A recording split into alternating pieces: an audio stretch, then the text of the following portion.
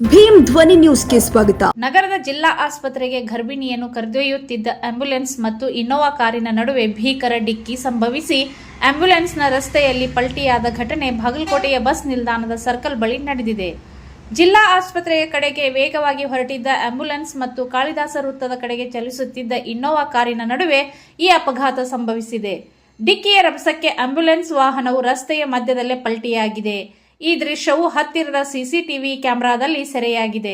ಅಪಘಾತ ಸಂಭವಿಸುತ್ತಿದ್ದಂತೆಯೇ ಸ್ಥಳದಲ್ಲಿದ್ದ ಸ್ಥಳೀಯ ಯುವಕರು ತಕ್ಷಣವೇ ಕಾರ್ಯಪ್ರವೃತ್ತರಾಗಿದ್ದಾರೆ. ಪಲ್ಟಿಯಾದ ಆಂಬ್ಯುಲೆನ್ಸ್ನಲ್ಲಿದ್ದ ಗರ್ಭಿಣಿ ಮಹಿಳೆಯನ್ನು ಅತ್ಯಂತ ಜಾಗರೂಕತೆಯಿಂದ ಹೊರತೆಗೆದು ರಕ್ಷಿಸಿದ್ದಾರೆ.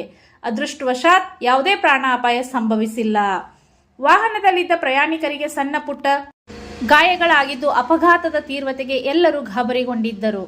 ಘಟನಾ ಸ್ಥಳಕ್ಕೆ ಬಾಗಲಕೋಟೆ ಸಂಚಾರಿ ಪೊಲೀಸರು ಭೇಟಿ ನೀಡಿ ಪರಿಶೀಲನೆ ನಡೆಸಿದ್ದಾರೆ.